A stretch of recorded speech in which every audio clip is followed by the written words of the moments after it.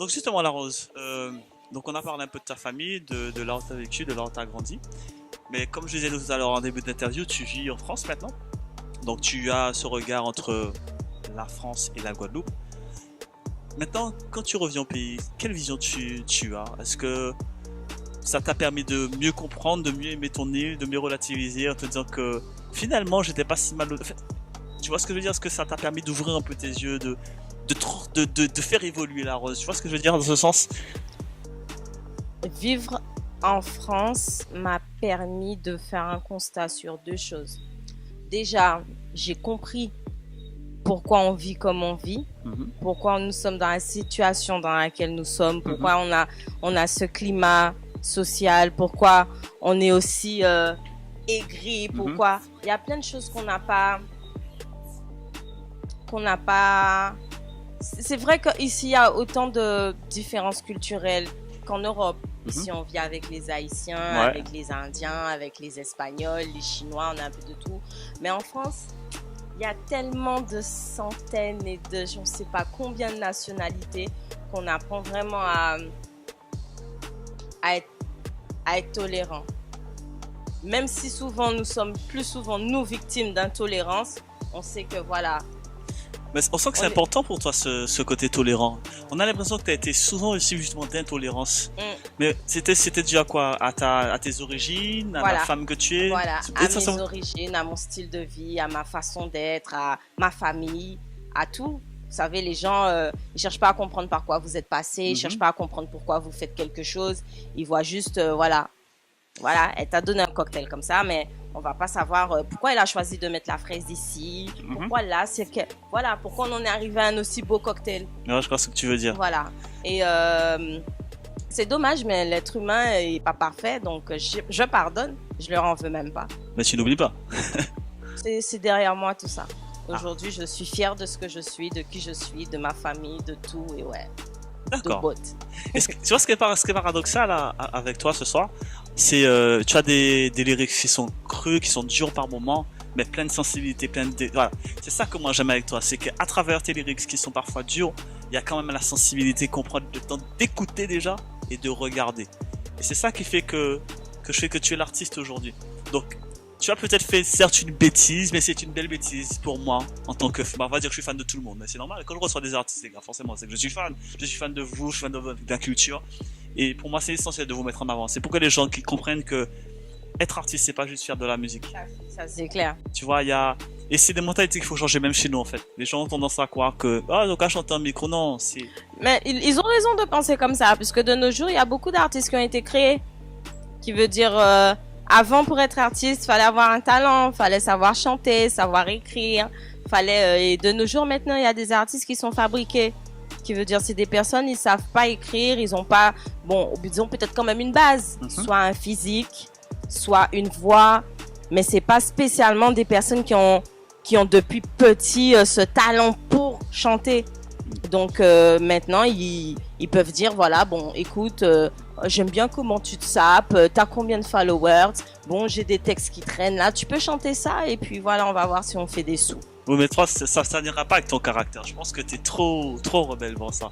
Non seulement, premièrement, j'ai beaucoup de choses à dire. Je suis quelqu'un, j'écris rapidement, qui veut dire que quand j'entre en studio, s'il faut écrire un texte, je vais écouter, voilà, on va me dire, faut faire un son sur ça. Dès que j'ai capté ça va vite. Je passe pas des heures parce que je vais vraiment parler de ce que je pense. Je vais pas être dans la recherche de. Oui, il y a toujours quand même la petite recherche de rime, le côté technique, mais dans le verbal, dans l'émotion et ce que je souhaite dire, transcrire dans le son, c'est naturel. Mais justement, j'allais venir sur quelque chose pendant qu'on parle de la musique. Déjà, c'est tes débuts. Comment t'as pu commencer la musique? Comment tu es venu un petit peu au rap? Qu'est-ce qui t'a donné? Surtout que le rap féminin à l'époque, c'était pas très développé en fait. T'es une pionnière quand même. Hein. C'est quand même l'une des premières à avoir fait. Surtout dans un milieu très misogyne, où tu vois, un peu comme la dancehall à l'époque, même encore jusqu'à l'heure d'aujourd'hui, il faut s'imposer déjà en tant que femme. Mais pas en tant que femme, je suis magnifique, mais en tant que femme qui a des choses à dire et qui sait apporter des punchs. Comment t'as vécu un peu tout ça? Tes débuts, dans la musique en tant que femme? Comment ça s'est passé un peu dès le début? Une chose est sûre, hein. Je savais que moi, je voulais chanter. Mhm. Je savais pas si je l'aurais fait vraiment. Mais je savais que moi, je veux chanter. Ce qui s'est passé, c'est que avant que je décide que je veuille chanter, j'écrivais. Mhm. Je suis une passionnée d'écriture avant tout. J'écris tout et n'importe quoi. Mhm. J'ai des cahiers pour tout. Des cahiers pour planifier. Des cahiers pour des journaux intimes. J'ai même eu à l'époque l'occasion d'avoir un burn book. Ah ouais? Ouais, un burn book, c'est-à-dire un cahier où je critiquais ça, les gens que j'aimais pas. Je leur mettais des croix à chaque fois qu'ils faisaient des... Alors, Vous voyez? je vais passer une commande. Alors, je voudrais voir le burn boot et je voudrais voir ton journal intime. Ah mais non, faut que tu cherches un pour J'en moi. ai tellement. Ah, mais J'en ai non, tellement. tu vas en chercher un pour moi. Tu dis, on va lire quelques passages. Ah oui, alors, je vous gère ça, la famille, je vous gère ça. Prochain rendez-vous avec la Rose.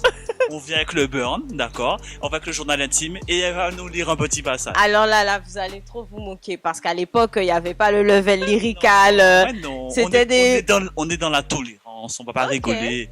Ok. D'accord? Donc, tu promets ça aux téléspectateurs. Moi, Moi, j'ai rien promis. C'est toi qui as parlé, donc maintenant, à toi de faire en sorte de pouvoir fournir ce que tu as promis. Moi, je vais voler. jamais dit oui, Alors, ni non. je vais faire quelque chose qui ne se fait pas, je vais voler. C'est pas bien. Faudrait que tu réussisses à trouver où est-ce qu'ils sont. Ok, trouvé. Ils sont peut-être pas ici, pas en France. Et non, je vais savoir où tu les as enterrés, t'inquiète pas. Ok. Je vais me Je renseigner. fais confiance à ton marabout. J'ai sûr. Déjà qu'à payer cher. Qu'à payer cher même. Alors déjà, faut les trouver. Bon, la famille, je gère ça. Je fais un maximum. Je vais marabouter. Ok, payer ici, anti 10 000 euros. Bon, excusez-moi, bon, c'est des trucs privés. Donc, nous disions donc. Donc, tu écrivais tout. Et tu as un cahier où tu écrivais plein de choses, de jolies choses, envers de jolies personnes. Donc, par rapport à ça, ensuite, je faisais lire à certaines personnes. Des fois, j'écrivais des petits poèmes, des petits slams. Et tout le monde me disait, ah ouais, t'écris bien et tout, tu aurais fait une bonne chanteuse, nanani. Mais moi, je disais, ouais, arrêtez, monsieur, donc en fait, je fais moi. Mais non, viens voir moi. Nanana. Et puis, c'est une amie qui est arrivée de Miami quand elle arrive en Guadeloupe avec tout son univers qui a côtoyé les US, les stars, pas stars, mais bon, les artistes de son quartier et tout. Elle m'a introduit un peu dans cet univers de studio, de music life, quoi. Je me suis dit, j'aurais bien aimé. Kiffer un peu le truc. Voilà, j'ai eu la chance de tomber sur des amis qui étaient dans la musique en Guadeloupe. On a commencé à faire du son ensemble, de fil en aiguille. J'ai vu que, ouais. En plus, j'écoutais beaucoup Crime Mob, 3-6, Gangsta Boo. Donc, j'ai dit, ouais, moi, je vais chanter comme ces filles-là. En plus, comme j'écrivais sur le Burn Book, je disais, ouais, ça va clasher. Ouais, ça va. Voilà, mais bon. Tu te rappelles de ton premier texte? De tout premier que tu as écrit? Allez, un couplet. Je peux pas dire lequel est le premier. Je me rappelle même pas. Je peux pas dire que, ouais, c'était ça mon premier texte. J'écris tellement que je sais pas d'où c'est parti, de quelle chanson, je sais pas. Mais la première chanson que j'ai sortie toute seule, officiellement, c'était le titre « En moment d'attention ». Ok, nigga, la wow, yo, Zamia side represent all the time. Bling that girl on that track, yo, for Don Dada Prod. Juste en oreille pour foutre moi, ouais, tout ça t'es venu. Boy, I'm your princess and you are my gangster man, making me scream like a cigarette when I hear your name. I can give voice to my feeling. All I want is be your caress on my skin. Yes, come on, baby, give me what I need. Be close to you when you make a nightmare or when you're sick. I'll give you my medical, get you all the happiness of my life. You got a gift to make me smile when I'm sad, and it's why I wanna be a wife.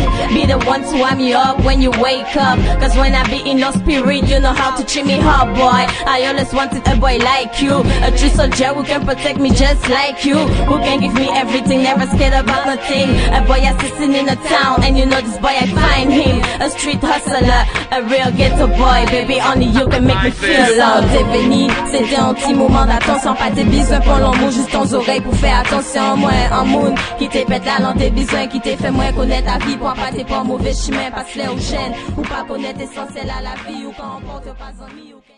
Que j'avais enregistré chez DP Prod à Grand Camp. Et c'est lui aussi qui m'a un peu boosté.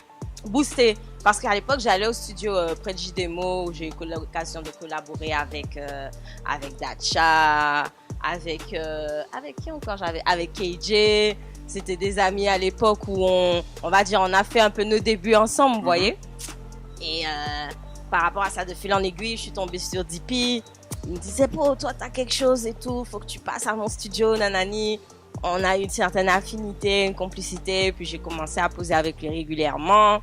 Mais la première chanson que j'ai faite chez lui, c'était Un moment d'attention. C'est ma première chanson à moi, vraiment toute seule, officiellement, qui est sortie en ligne. Et j'ai eu beaucoup de retours, en fait. Et c'est lui qui m'a fait voir que, voilà, tu vois, je t'ai dit que... Il y a le niveau, donc finalement, t'as constaté qu'il y a le niveau. Voilà, donc j'ai commencé à être un peu plus... J'y allais souvent, il m'incitait à venir, à record, et j'ai vu que, waouh. Mais ça c'est des gens qui t'ont incité, mais il n'y a pas eu que ça. Je pense qu'il y a des gens, surtout en tant que femme, tu as dû quand même t'imposer, dire que je suis pas qu'une jolie fille avec une super physique, je suis quand même... Tu vois, il y a une parole qui m'a beaucoup blessée. C'est un jour, je venais justement d'enregistrer une chanson en studio et j'ai fait écouter à un ami, enfin si je peux appeler comme ça, en tout cas une bonne connaissance, presque comme un frère, hein, je le considérais. Jusqu'à maintenant d'ailleurs, j'ai rien contre lui, hein, mais c'est qu'il s'est pas rendu à cette époque compte à quel point ce qu'il m'avait dit m'a blessée. J'ai été lui faire écouter un de mes titres et quand il a écouté, il m'a dit qu'à ça et ça. Il m'a regardé, il m'a dit, hey, je cherche un travail pour faire. Quoi, il dit, quoi, il fait musique, bite. Ça, c'est musique, ça. Ça, c'est musique. Ou même qu'à parler de bite, de reggae, de bite. Ça, c'est musique. Il dit, moi, il est école, là, il ouvre un livre, ils font formation, bite. Quand le gars m'a dit ça, j'ai pleuré. Je vais pas mentir, je vais être honnête. J'ai pleuré comme une madeleine. J'étais en mode, oh là là, je suis une merde, mes musiques sont nulles. Je comprends pas. Puis après, avec du recul, je me suis dit, non. Comment ça, Missy se permet? Qu'est-ce que ma chanson est là? Parce que j'étais sûre que, je sais plus c'était quel titre, hein, mais j'étais sûre que j'aimais parce que j'étais lui faire écouter avec assurance en mode écoute ma chanson. Le gars m'a fait comprendre, vas-y. Et comme il était de bons conseils, en gros, il voulait me faire comprendre, hey, va pas te mettre à rêver, écoute, va à l'école, fais ta formation. Et le côté justement street faisait que on prend pas les pinceaux. C'est gars, ça cherche son travail pour faire pas de temps, trop de débattre avec moi. Ouais, c'est un ami quand même. Ouais, mais ça m'a fait de la peine. Parce que c'est un ami, certes, je comprends le bien qu'il a voulu faire pour moi. Et c'était quand même bien parce que ça m'a dit, non, je vais te prouver à toi un jour que c'est de la musique. Parce que je crois que c'était un rap aussi, effectivement. Et que lui, il aimait pas trop le rap. Ouais. C'était très dancehall léger, avec un peu de reggae. Et donc, par rapport à ça, j'ai dit non, c'est pas possible.